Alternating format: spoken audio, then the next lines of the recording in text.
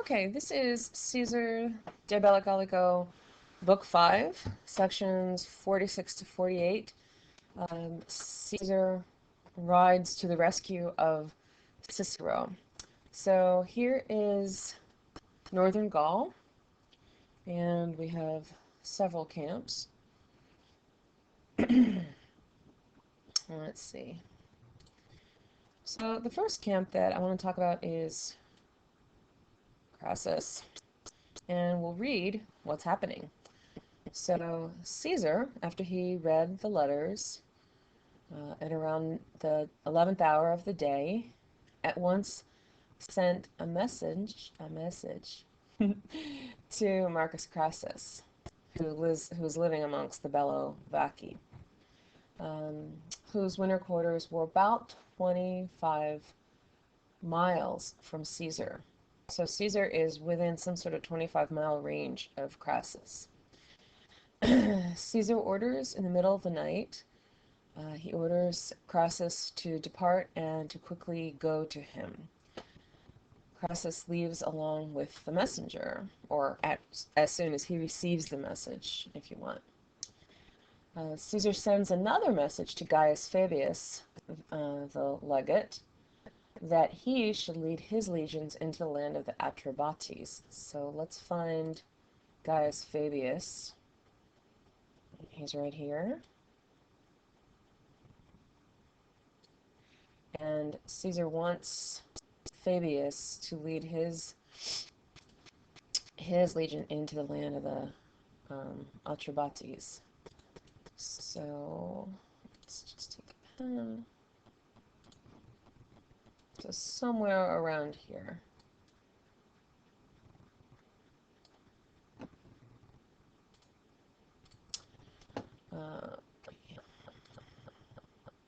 So let's play this into the land of the Atrebates.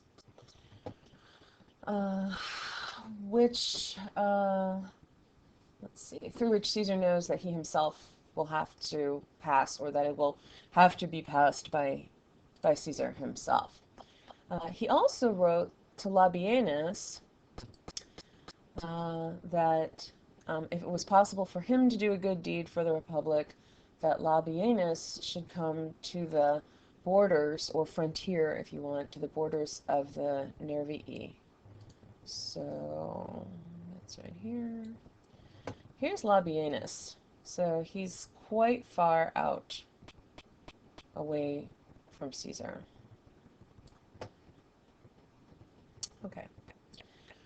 Let's see. Caesar did not think that the remaining part of the army should be waited upon because they were too far away. And what we think that probably means is Roscius's troops are too far away, maybe even Plancus's. And we know what happened to Sabinus and Cotta. So he just probably didn't bother asking these other troops, which gives us then the understanding that Caesar is probably around this area. Okay, section 47. Oops, wait, forget this. Around 400 horsemen he gathered from the nearby winter quarters. So he has 2 legions with him and 400 horsemen. Whoops, sorry. 400 horsemen.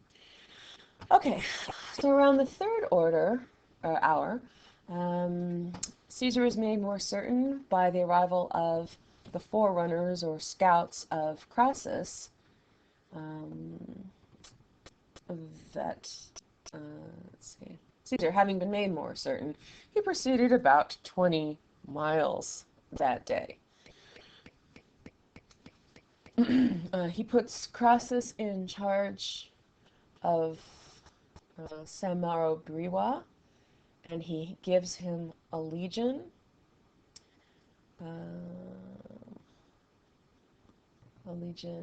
Because they're reliquibat, he, probably Caesar or somebody else, had left the baggage of the army, prisoners of the state or hostages of the state, public letters, and all the grain which they had brought for them for the purpose of enduring the winter. Yes, Chris, this is a gerundive.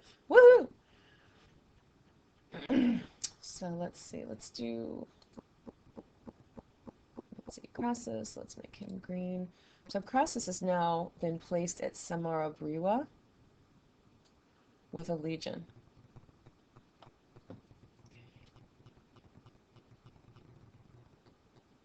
To watch all this stuff. Okay, now Fabius over here in the yellow, as was the command, Fabius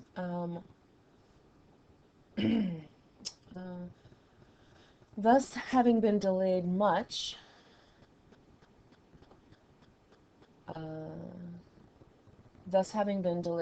on the journey, or having not been delayed much on the journey, met Caesar on the way. So here's Fabius. He's taking his troops this way. We think Caesar is somehow coming up from this way. Labienus, on the other hand, okay, Labienus, with the death of Sabinus and the slaughter of the cohorts having been made known to him, when all the troops of the Treveri had arrived to him, meaning when all the troops of the Treveri who are here were pushing down on him, okay, let's make an arrow,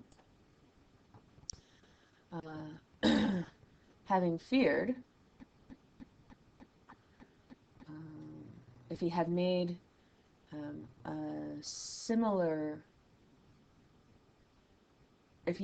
a journey similar to flight from his winter quarters, so he's afraid that it's going to look like if Labienus takes his troops and takes them over to Caesar or to Cicero, Labienus is afraid that he's going to look to the Treveri as though he's fleeing. So, if he made a departure similar to flight, so that's a nice dative with similis. So, having feared, if he made a departure similar to flight, having feared that he would not be able to sustain an attack of the enemy, certainly since he knew that the enemy was elated or carried away by the recent victory, and that's probably referring to Sabinus and Cotta and the victory of the Eburones. Finally, we get to the main verb. He sent letters to Caesar. So this is Labienus sending letters to Caesar that about how much danger he would be leading the legion into if they leave the winter quarters. Okay. Oh, he also scrape it. Okay. He also wrote about what had occurred amongst the Eburones. So Labienus is telling Caesar in this letter about what happened to Sabinus and Cotta.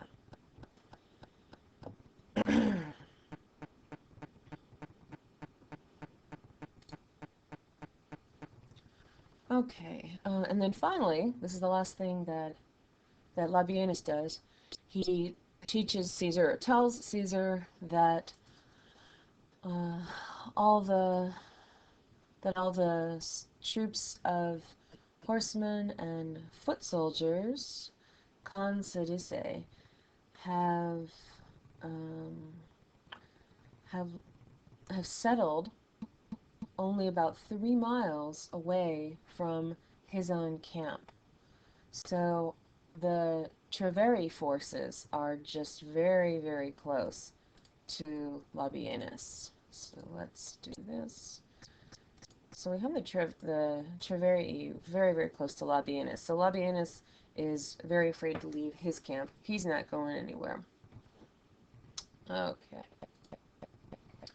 Okay, so Labienus is not coming. Section 48.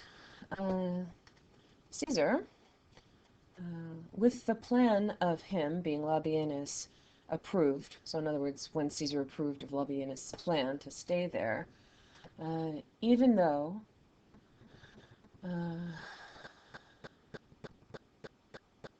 having been dejected from the hope of 3 legions, returned to his 2 legions, and yet he placed the the one help, the one uh, the one help for common safety in speed. So he placed all his hopes in speed. He came magnis itineribus, which means with greatest speed possible, into the land of the Nervii, into the frontiers of the Nervii. So where is Caesar? So Caesar's here, going into the land of the Nervii. Dun, dun, dun. Yay! Okay, let's highlight that. So again, the idiom magnis itineribus is as greatest speed possible. There, Caesar learned from the captives. The ones who had been living amongst Cicero, presumably the same captives that that left the camp and got word to Caesar.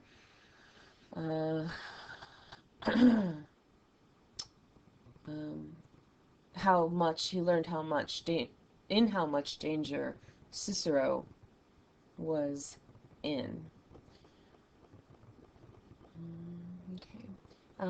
Then Caesar persuaded one of the Gallic horsemen. He persuaded him with great reward that, and direct command, that he should carry a letter to Cicero. Caesar, being the smart guy he is, Caesar wrote the he sent the letter having been written with Greek letters. So mitit conscriptam, hanc conscriptam. He sent this message. Whoops.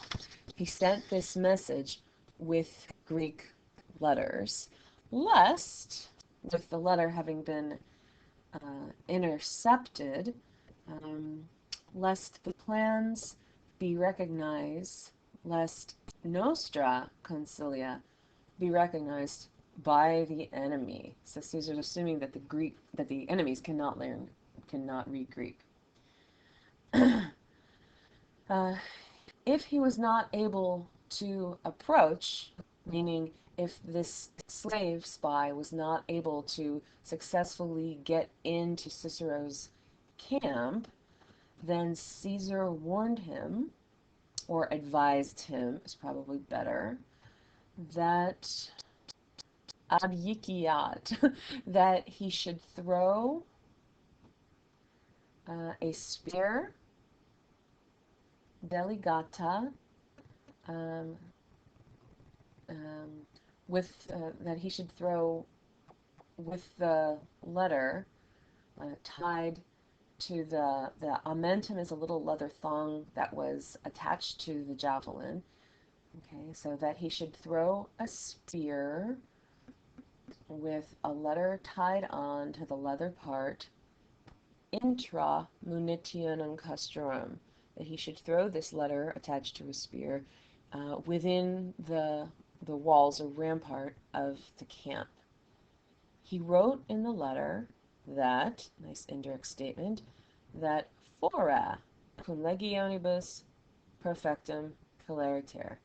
He wrote that he, having set out with his legions, would be there shortly. He advised or urged Cicero, understood, he advised Cicero that he should retain the utmost courage, so that he should hold fast.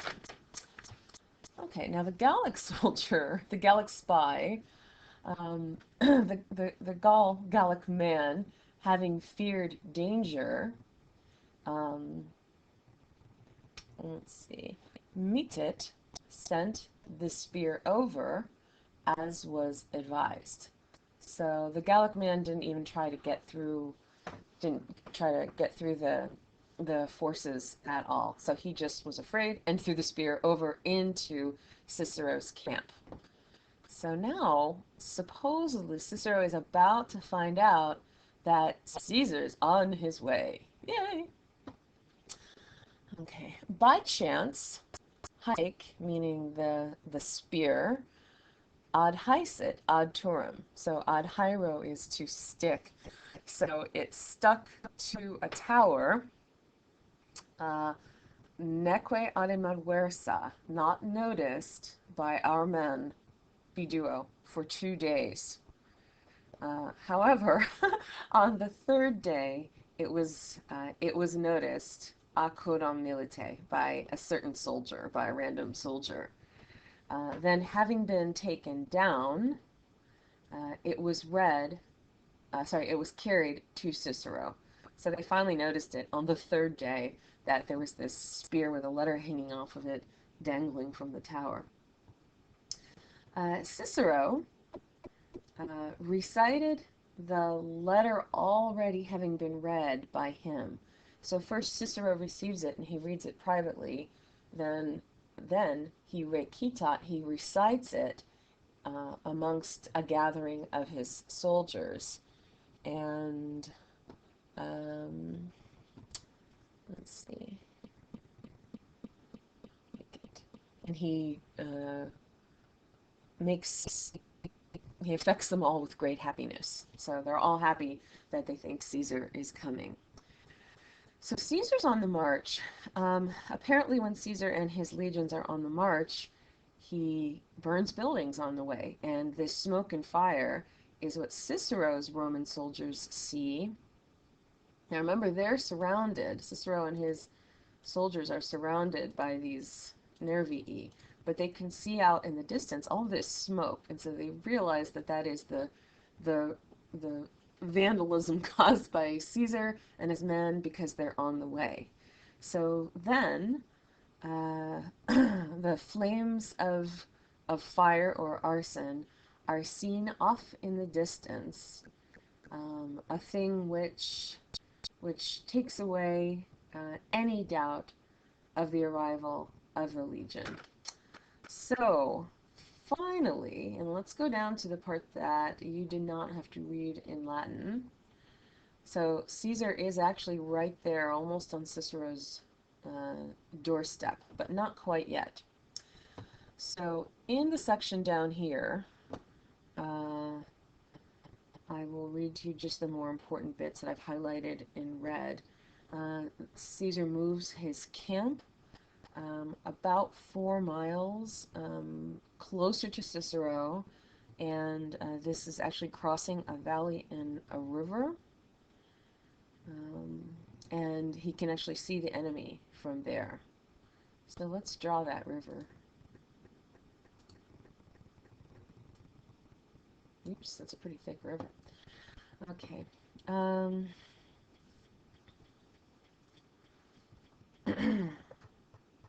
So he is there. He's able to fortify, to make a new camp. He makes a new camp. There are approximately 7,000 men in this camp with him. In section 50,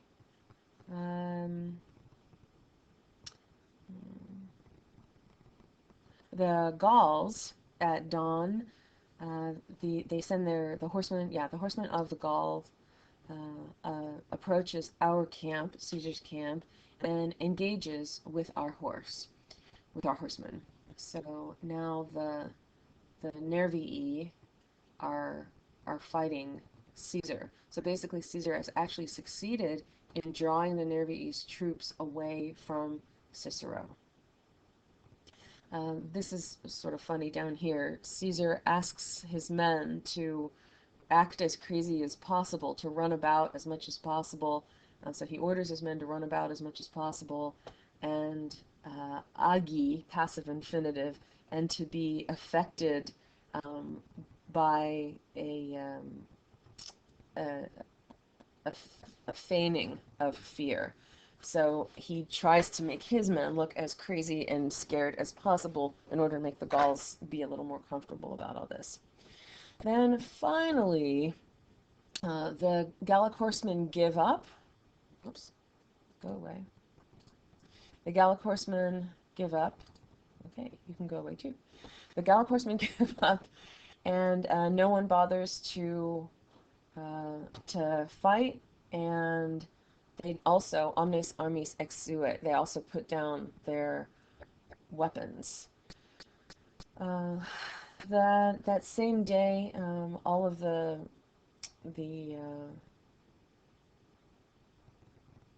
let's see, he arrived finally. Caesar finally arrived at the camp of Cicero, so finally we get to do this. Okay, yay! He arrives at the camp of Cicero, or he joins Cicero. He praises Cicero, and he even um, commends and talks to the centurions and the tribunes one at a time, so singulatum, whose bravery Cicero had made him aware of. And Caesar talks about the fact that all of this awfulness, the detrimentum, uh, kept was taken on merely by culpa and temeritate, so by the blame and or the fault and rashness of the legate being Sabinus. And that's it.